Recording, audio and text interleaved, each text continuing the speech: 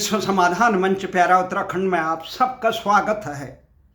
आज खबरों की जंतर मंतर पे प्यारा उत्तराखंड के इस विश्व समाधान मंच में खबरों का सप्रेम विश्लेषण। आज की प्रमुख खबर है, भारत में लोकशाही का जो महान पर्व चल रहा है, 5वें दौर का मतदान हो चुका है। इस बीच तमाम राजनीतिक दल इसमें बहुमत पाने की हुंकार भर रहे हैं, पर प्रभु की अपार कृपा है। जाको प्रभु दारुण दुख देही, ताकि मति पहले हरि लेही। जब आदमी अहंकार में सता मद में चूर हो जाता है तो प्रभु उसके अभिमान को दूर करने के लिए किस प्रकार का कार्य करता है। जहां हुंकार भरते भारतीय जनता पार्टी के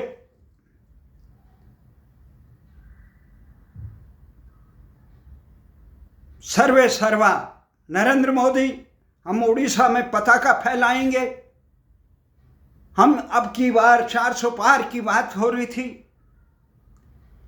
पूरे देश में इस प्रकार से हर लोकसभा सीट में वो हर प्रदेश देश के कोने कोने में जनसभाएं और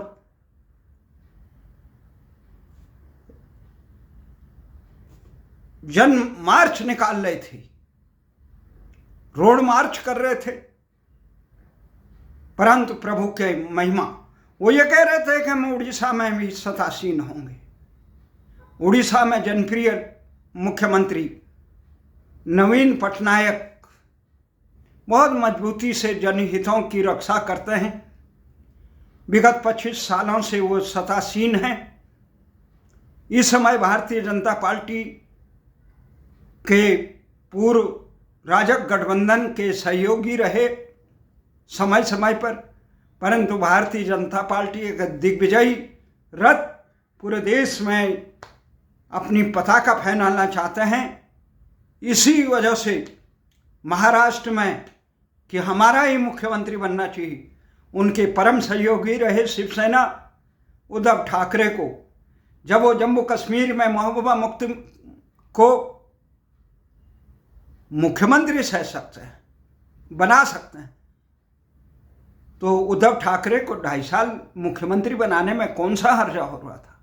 अब भी तो बना रखा है, परंतु केवल मेरा चली, मेरी सरकार बनी, दूसरों के हित के बारे में नहीं सोचते हैं। भारतीय संस्कृति का तो जगन्नाथपुरी भगवान जगन्नाथ की जहां दिव्य रथ यात्रा निकलती है, भगवान कृष्ण के स्वरूप की, विष्णु के स्वरूप की, वहां इस प्रकार का माहौल बन गया कि संबित पात्रा, डॉक्टर संबित पात्रा, जो मोदी जी के एक भारतीय जनता पार्टी के प्रमुख प्रवक्ता हैं और विरोधियों पर कटर प्रहार करते हैं, वहाँ के उम्मीदवार हैं वो लोकसभा के गत चुनाव में, उनके मुंह से इतने एक बोल निकल गई कि मोदी भी, जगन्नाथ भी मोदी के भक्त हैं। ऐसे इस प्रकार की शासई का बोल निकलना था कि पूरे उड़ीसा की अस्मिता की बात, उड़िया अस्मृति की बात, हल्ला मच गया।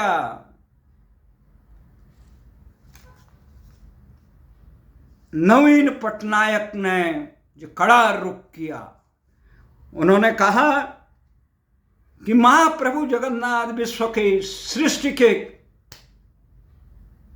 परमेश्वर हैं और उनको किसी जीव का भक्त बताना ये न केवल करोड़ों जगन्नाथ के भक्तों का अपमान है, अपितु उड़िया अस्मिता का भी अपमान है।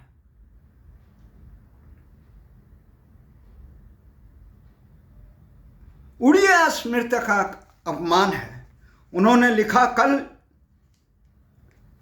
महाप्रभु Shri Jagannath is the lord of universe, सृष्टि के सारे परमेश्वर हैं। Calling Mahaprabhu a bhakt of another human being is a insult to the lord. भगवान का अपमान है किसी इंसान का उन्हें भक्त बताना। This has hurt the sentiment and demeaned the faith of the crores of Jagannath Bhakt and Odisha across the world। पूरे उड़ीसा के लोगों के, पूरे संसार भर में रहने जगन्नाथ के करोड़ों भक्तों का अपमान है ही। The lord is the greatest symbol of the Odia. Jagannath जो है उड़िया की सर्वोच्च आस्था का प्रतीक है, अस्मिता का प्रतीक है। Calling Mahaprabhu a bhakt of another human being is a totally condemn. यह निंदाजनक कार्य है। I strongly denounce the statement made by the BJP Puri Lok Sabha candidate and I appeal to the BJP to keep the Lord above any political discourse. By this you have deeply hurt Udiya Asmita, and this will be rememberable and condemned by the people of Udiya for the very long time। बहुत लंबे समय तक उड़िया के लोग इस प्रकार के गलत बयानी को निंदा करेंगे और भारतीय जनता पार्टी से वो अनुरोध करते हैं कि इस प्रकार से वो भगवान को राजनीति में न घसीटें, उससे ऊपर रखें। और ये जो कृत्य है वो बहुत निंदनीय और उड़िया अस्मिता को गहरी ठेस पहुंचाने वाली है। इस मामले में सम्मित पात्रा, जिनकी जुबान, जो बड़बोले प्रवक्ता के नाम पे भारतीय जनता पार्टी में ही नहीं पूरे भारत में जाने जाते हैं, वो डॉक्टर रहे दिल्ली में, बड़ा हिंदूराव में। उन्होंने इस जो ट्वीट किया और अपील निकाली, एक प्रेस विज्ञप्ति पूरे उड़ीसा में मची और पूरे उड़िया में एक आक्रोश रहा कि इस प्रकार करोड़ों लोगों की आस्था के प्रतीक भगवान जगन्नाथ का अपमान करने वाला का निंदनीय कृत्य करने का दंड भारतीय जनता पार्टी को कितना भोगना पड़ेगा ये आने वाला वक्त बताएगा। परंतु इसका आघात कितना लगा, उनके इस ट्वीट को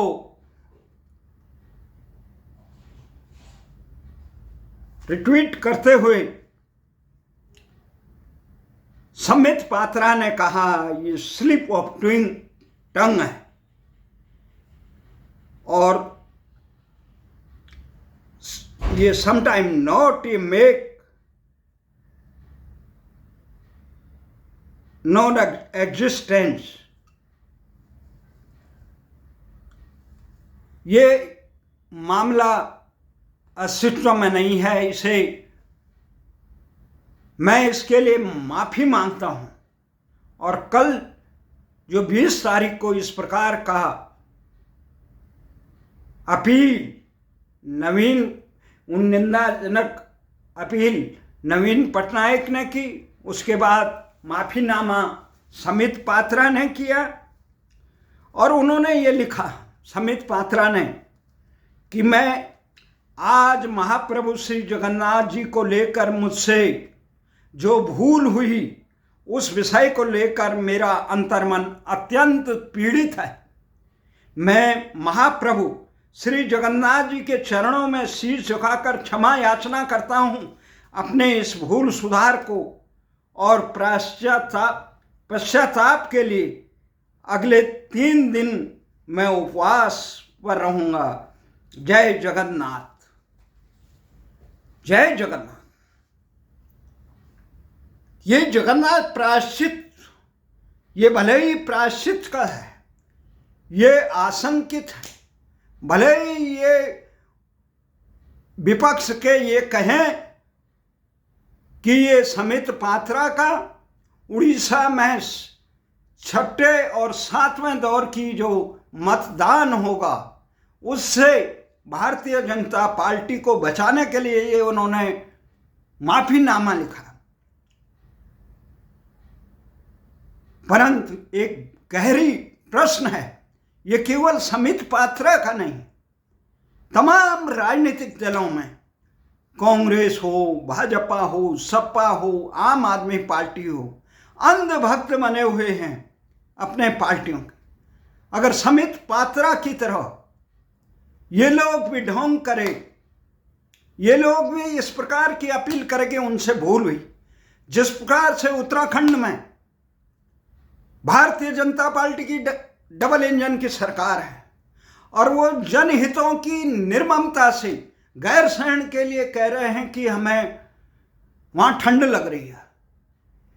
दर्जनों विधायक लिख रहे हैं, पर मुख्यमंत्री की आत्मा जागी नहीं। यहां भारतीय जनता पार्टी उत्तराखंड में संगठन महामंत्री भारतीय जनता पार्टी आरएसएस के इतने हैं, किसी की आत्मा नहीं जागी। अंकिता भंडारी के प्रकरण में कटघरे में है भारतीय जनता पार्टी के शासन। आज खबर आ रही है कि जो अधिकारी, कर्मचारी, पटवारी इत्यादि इस कांड में उदासीनता, लापरवाही बरतने के लिए थे, उनको माफ कर दिया गया, बहाल कर दिया गया। अंकिता पीड़िता के परिजन जिस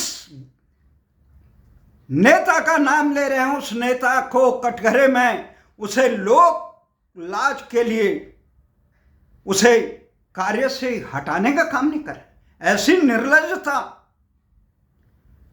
लोक राज लोक लाज से चलता है, ये नियम है।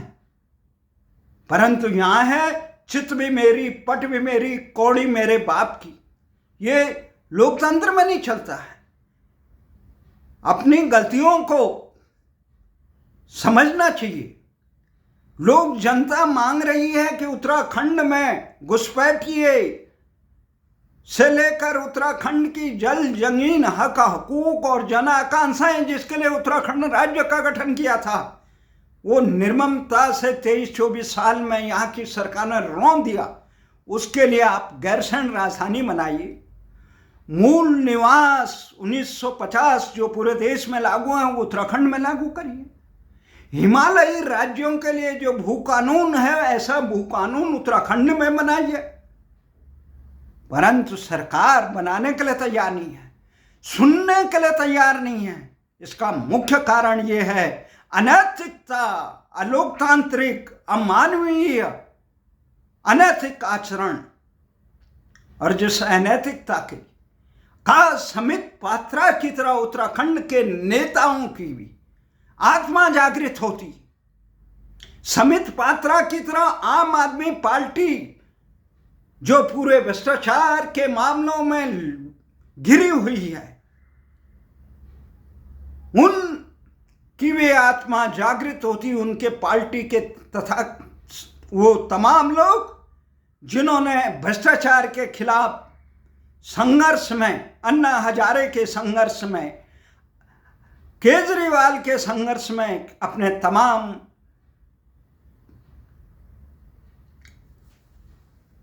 जीवन को दांव में लगाकर इस मुहिम में जुड़े भारत की में व्यवस्था परिवर्तन, वो लोग इन तमाम संगीन आरोपों में, शराब प्रकरण से लेकर विदेशी मुद्रा, विदेशी चंदा से लेकर तमाम जो मामलों में घिरे हुए हैं, कखनी और कन्नीमंद, वो लोग कहें कि हमें आत्मग्लानि हो रही है, हम भी उपवास रखते हैं 3 दिन का, तो अरविंद केजरीवाल से लेकर वो तमाम नेता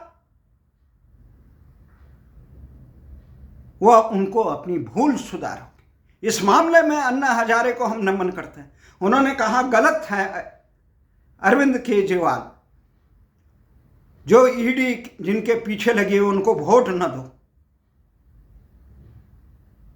परंतु यहां चाहे कांग्रेस हो, भारतीय जनता पार्टी हो, मोदी जी ने कह दिया था, इसीलिए ये जुबान नहीं फिसली समित पात्रा की,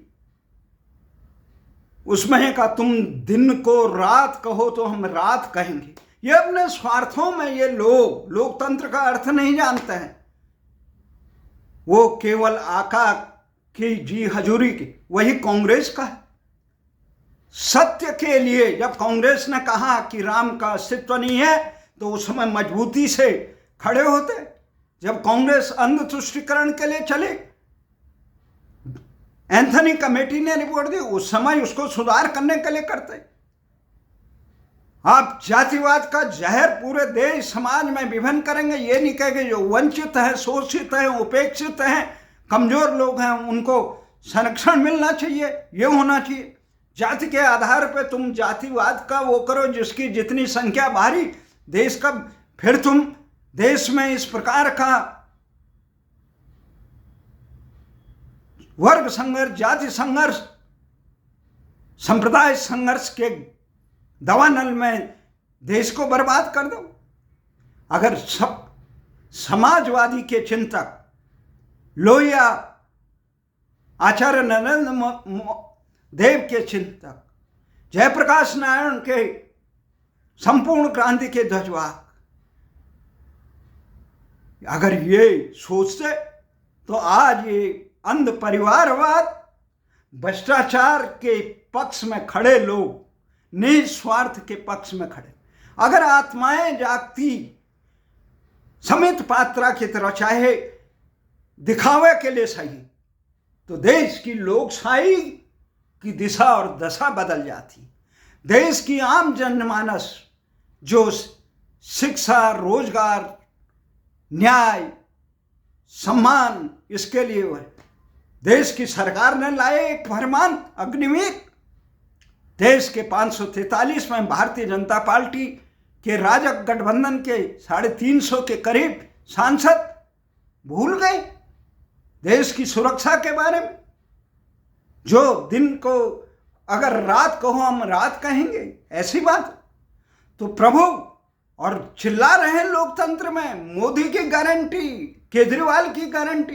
अरे भैया, जिन लोगों ने भारतीय जनता पार्टी 2 से लेकर इतने तक आने पे संघ के हजारों लाखों स्वयं सेवकों का जीवन बलिदान हो गए, भारतीय जनता पार्टी के नेताओं के पीछे नहीं है, देश की जनता संघ के लिए समर्पित, जिन्होंने अपना जीवन बलिदान कर दिया,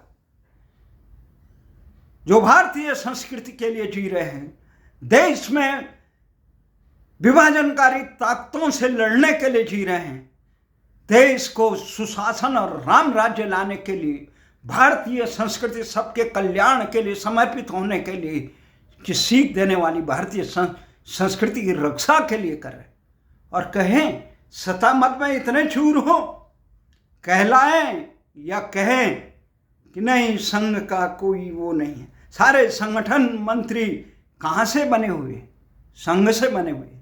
आप निस्वार्थ के लिए किसी चंद लोगों को, आप कितने भी बड़े हों लोकतंत्र में, नानक जी ने कहा है इंसान में, जीवन में इंसान को नानक नन्हा बना रहे, जैसे नन्ही धूप पेड़ बड़े गिर जाएंगे दूब खूब खूब, अहंकार किसी का ठीक। मनुष्य मैं करके कभी आगे नहीं बढ़े। लोकशाही में वही है जो जनसेवक करे। और जनता का से मोदी की गारंटी क्या होती है, केजरीवाल की गारंटी क्या होती? हमें मालूम है केजरीवाल जब अन्ना आंदोलन में था, उनके करीबी हमारे साथी श्रीओम गौतम भी थे, वो भी ये कहते थे केजरीवाल लोगों को कि एक अपने कार्यकर्ताओं को कहता था मेरे भी नारे लगाए जाए। हमने कई बार देखा लोकेशणा के मरीज लोगों को, ये पदेशणा, लोकेशणा, धनेशणा, पुत्रेशणा, इस लोकेशणा का नोबेल पुरस्कार चाहिए, हम आजीवन पद पर। ये पद माया मोह शरीर ये संसार हमेशा नहीं रहता। जो अवसर तुम्हें मिले उसका सदुपयोग करे और बहुत सिद्धांतों के साथ जीवन रहे न रहे अपनी मर्यादाओं पर निर्भर रहे। ये भारतीय संस्कृति का, इसीलिए प्रभु ने कहा जाको प्रभु दारुण दुख देही ताकि मति पहले हरि लेही। संसार में हमारा ये मानना है, अगर जिसमें कहा गया है केशव केशव कूकिए मत कूकिए का असाक, अगर ढोंग भी करना है तो अच्छी चीज का करना चाहिए।